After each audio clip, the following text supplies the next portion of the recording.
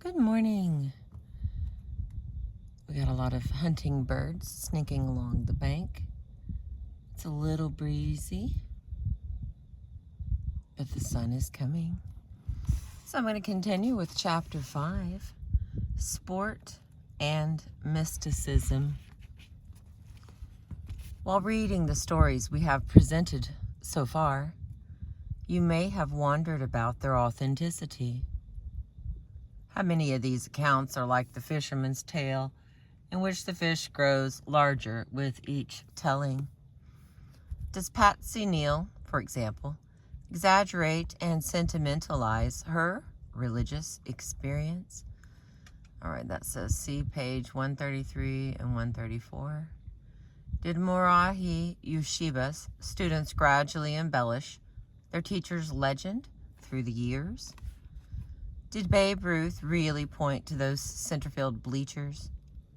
Sometimes exaggeration is apparent in the storyteller's style, as when mountaineer Frank Smith claims physically you may feel but a cosmic speck of chemicalized dust, but spiritually you will feel great. For it is not your vision capable, for is not your vision capable in one glance of piercing the abysses of space? Is not your hearing attuned to an immortal harmony? On a mountaintop, a man feels himself to be an entity whose span is timeless, whose scope is magnificent beyond conception, whose birth, whose death are incidental milestones on a splendid road without beginning and without end. Accounts of spiritual awakening or opening can be exaggerated through inflated memory after the fact, through sentimentality, through sheer bad writing. There are volumes of purple sporting prose. But from our many interviews with sports people during the past 6 years, we have learned that the mystical aspects of sport are also deflated and suppressed. The repression of the extraordinary moment, we suspect, is just about as common as its embellishment. In spite of the growing interest in meditation and religion among amateur and professional athletes, in spite of the magazine articles about sport highs and the inner game, people are often apprehensive about the sublime and uncanny aspects of sport. We believe that people in many fields of activity have trouble accepting such experience, in the modern West at least, because they have no context, no language or philosophy to support it. The world of sport shares this general lack of understanding. Many powerful incidents slip away like Brigadoon because they find no place in the experiencer's ordinary frame of reference. We have kept this problem in mind during our interviews and literature search. But though we are generally dealing with subjective reality, with stories that may be distorted by denial, exaggeration, or faulty memory, we do have a good deal of objective corroboration of these exceptional events from teammates, spectators, and sports writers. What emerges from this wealth of material is clear. A large number of participants in a wide variety of sports have reported events remarkably similar to the ones we have described in the preceding chapters. All right, I don't know if it's windy, but like I keep getting little gusts of wind, so see if I can get it out of the shot. There we go. All right, now we begin. Hang on, let me wet the whistle.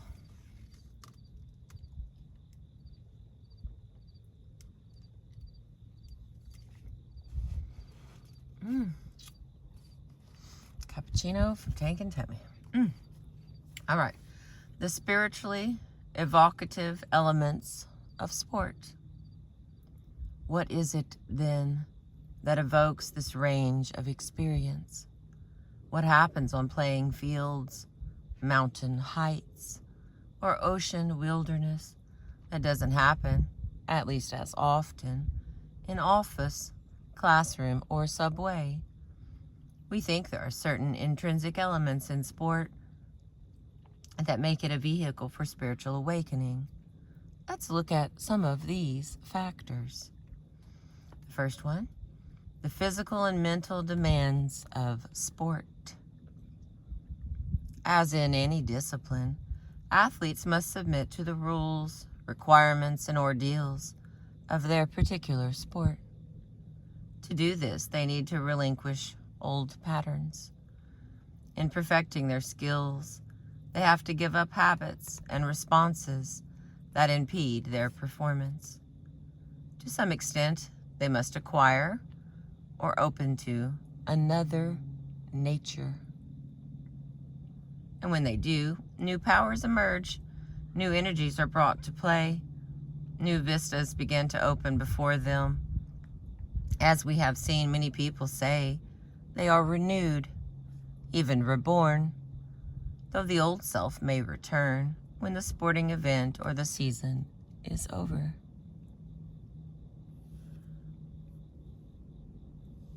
All right.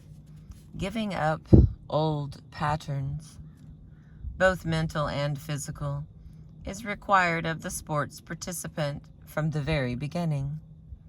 Most joggers, for example, have to resist the urge to quit as they exercise lungs, heart, and legs beyond their ordinary capacity.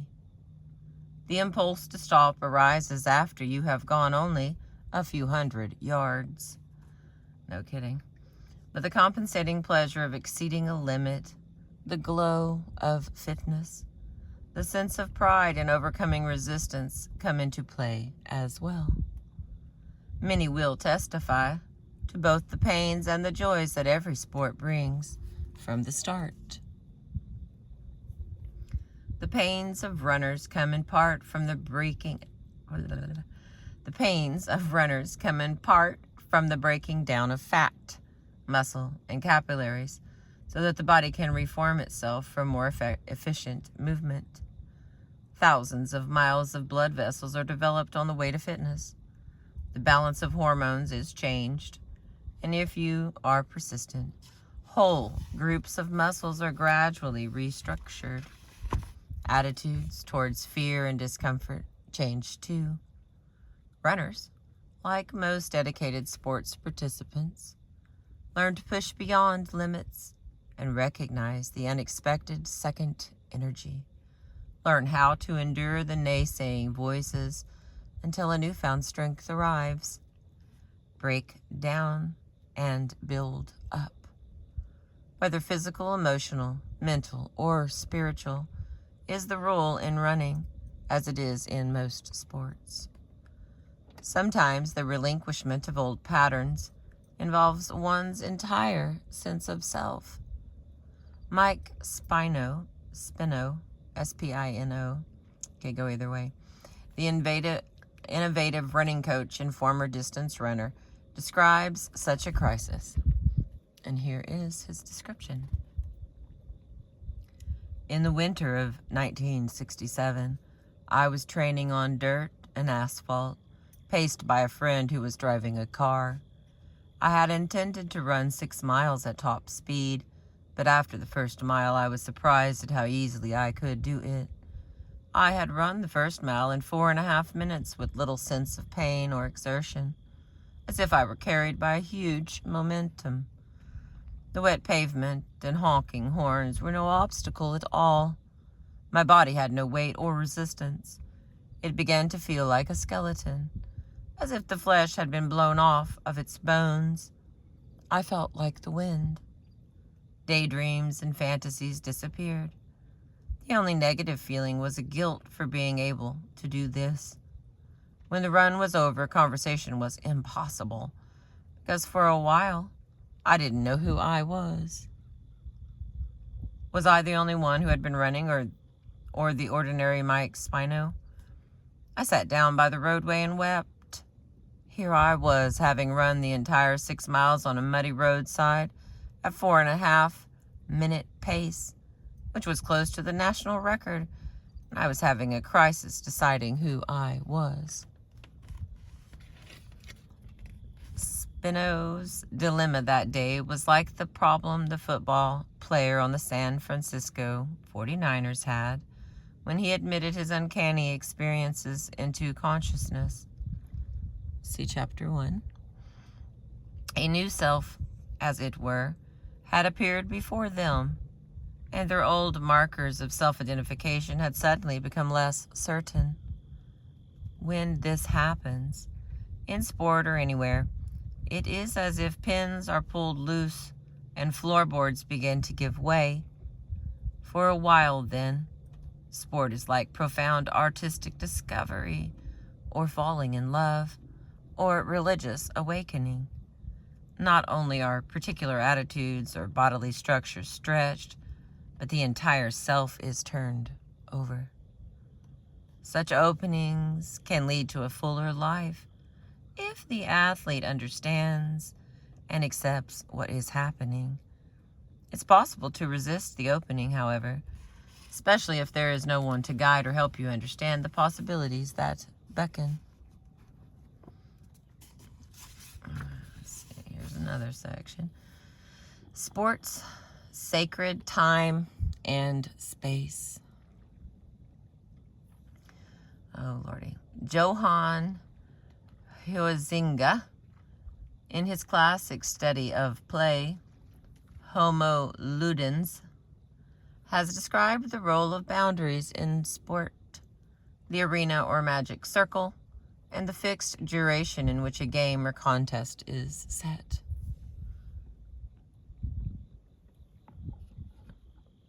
There comes the sun. Alrighty, here's him talking. Into an imperfect world and into the confusion of life, these boundaries bring a temporary, a limited perfection.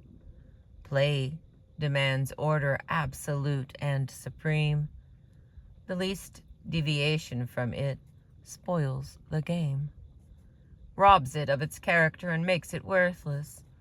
The profound affinity between play and order is perhaps the reason why play, as we noted in passing, seems to lie to such a large extent in the field of aesthetics.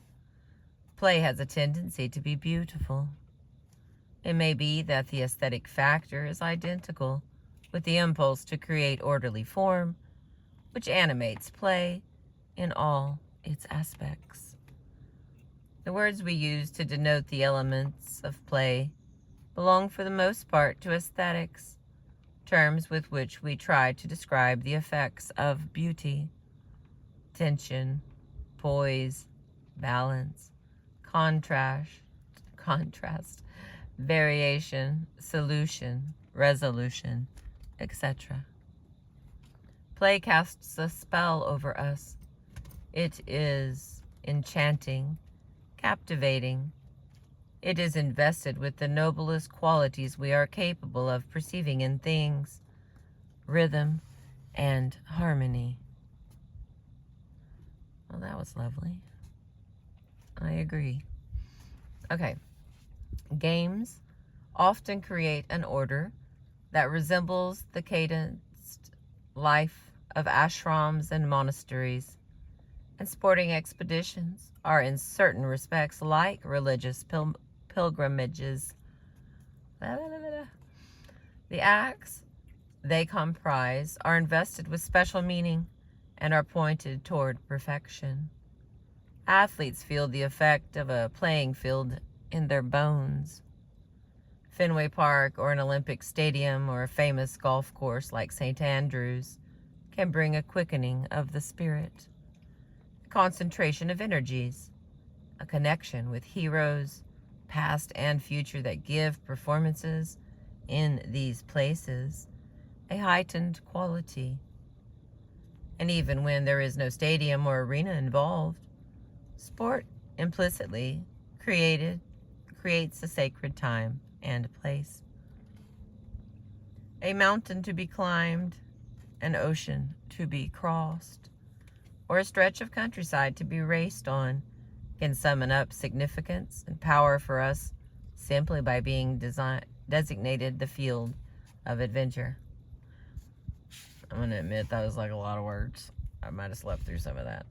I'm not going to read it again. You can just rewind. Okay. The spatial and temporal boundedness of sport. By ordering and sublimating our energies, and by closing off the world's drudgery and confusion, can evoke our spiritual depths like a work of art or a monastic discipline. Whew. All right, the next one. We are on page 116 from Sport and Mysticism, which is chapter 5. Sustained and focused attention. All right, this is like 3 pages.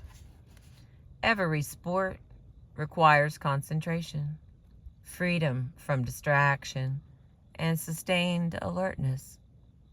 The development of athletic skill depends on one's ability to focus unbroken attention on the space, objects, and other people involved, and on one's own kinesthetic sense of the body. A wandering mind diminishes ability, whether you are running or bowling, playing football or chess, climbing mountains or skydiving. Success depends on your being wholly present in the action. The greatest athletes are legendary for their powers of concentration. The literature and gossip of every sport is filled with tales about the playing trances of its stars. Billie Jean King writes that when she is playing, and then here is what she writes. It's like I'm out there by myself. I've talked with Laver and Rosewall about this, and even Court a little, and on their great days their attitude is exactly the same. I concentrate only on the ball in relationship to the face of my racket, which is a full-time job anyway, since no 2 balls ever come over the net the same way. I appreciate what my opponent is doing, but in a detached, abstract way, like an observer in the next room. I see her moving to her left or right. It's almost as though there weren't any real opponent, as though I didn't know, and certainly didn't care whom I was playing against. British golfer Tony Jacklin describes the cocoon of concentration he sometimes finds himself in. When I'm in this state, this cocoon of concentration, I'm living fully in the present, not moving out of it. I'm aware of every half inch of my swing. I'm absolutely engaged, involved in what I'm doing at that particular moment. That's the important thing. That's the difficult state to arrive at. It comes and it goes, and the pure fact that you go out on the first tee of a tournament and say, I must concentrate today, is no good. It won't work. It has to already be there. Most athletes make a distinction between their usual efforts at concentration and this special kind of playing trance. Call it the zone, a cocoon of concentration, a white moment, or whatever. It brings extraordinary integration and power. The distinction these athletes make between ordinary concentration and such a state resembles the distinction religious teachers make between different levels of meditation.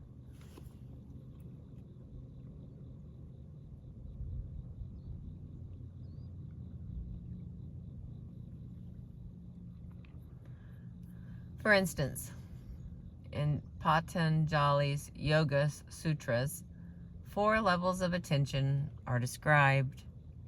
The first, Pratyahara, is the deliberate withdrawal of attention from external objects, drawing the senses with it.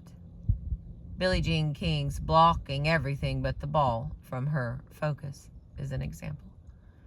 In the second state, dharana, the yogi holds his mind steady upon a center of consciousness within the body or upon a particular form outside him. A runner focusing on his stride, or a golfer concentrating on the ball. The third stage, dhyana, is an unbroken flow of attention toward the object of contemplation, an effortless absorption beyond brute will. This resembles the playing trance described by Tony Jacklin and Arthur Ashe. Most athletes, like Jacklin, distinguish ordinary concentration from this seemingly effortless state. In the fourth stage, samadhi, the true nature of the object held in contemplation shines forth, undistorted by the mind of the perceiver. Here, there is perfect clarity and an effortless sense of unity with whatever is perceived. And that's like Yuri Vaslov's white moment. See page 127. We're 10 pages from that. All right. Many experiences described by athletes share these qualities. The withdrawal of attention from distractions, the deliberate holding of a constant focus, the effortless absorption, the sense of unity and rightness of movement that Jacklin, King, and others describe are not unlike these stages of yogic meditation. The playing trance in sport may not have the stability, penetration, and pervasiveness of the dedicated contemplative's realizations, but there are striking similarities between the two kinds of experience and between the stages in which they develop. Another way to characterize these deepening levels of concentration is by the amount of time the mind can remain undisturbed by inner or outer distractions. Here is what is stated according to the Yoga Sutras. It has been said that if the mind can be made to flow uninterruptedly toward the same object for 12 seconds, this may be called concentration. If the mind can continue in that concentration for 12 times 12 seconds, 2 minutes and 24 seconds, this may be called meditation.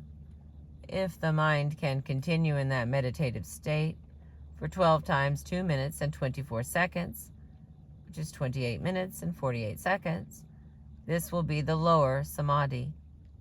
And if the lower samadhi can be maintained for 12 times that period, 5 hours, 45 minutes, and 36 seconds, this will lead to nirvikalpa samadhi, the profoundest state of ecstasy. So I'm going to spell that out because it sounds important. It will lead to Nirvikalpa,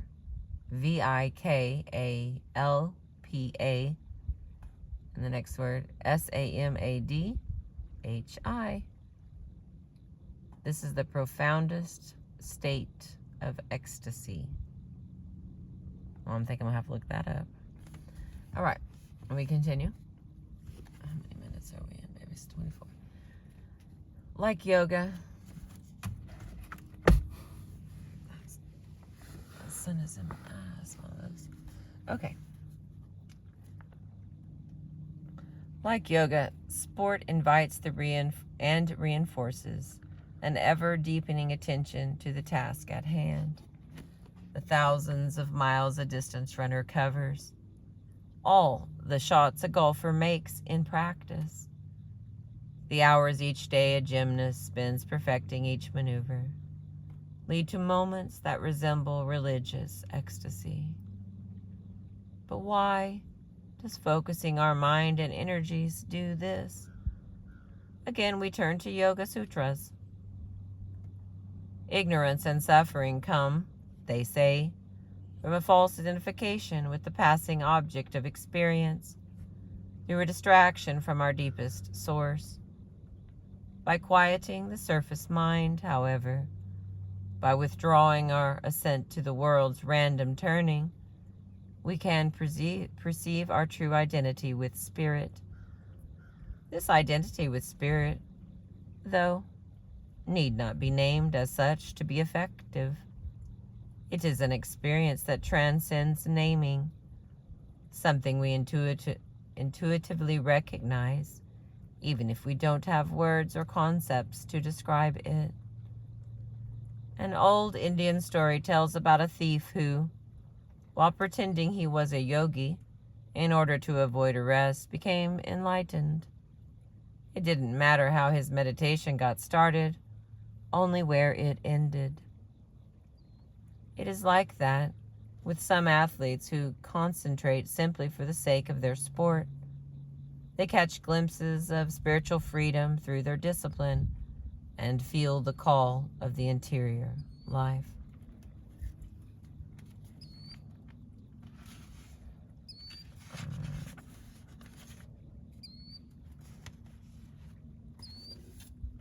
No, it's too much time.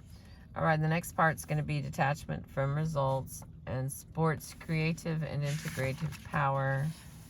Sports ability to command long-term commitment. Perennial philosophy.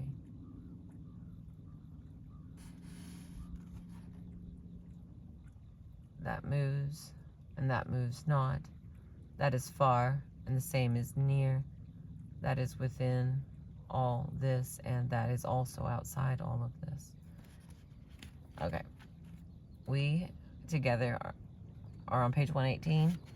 I'm reading to you from the book. We got here just in time. Now there's a person here to put their boat in. Thank you for being with me this morning and catching the sunrise. I appreciate you.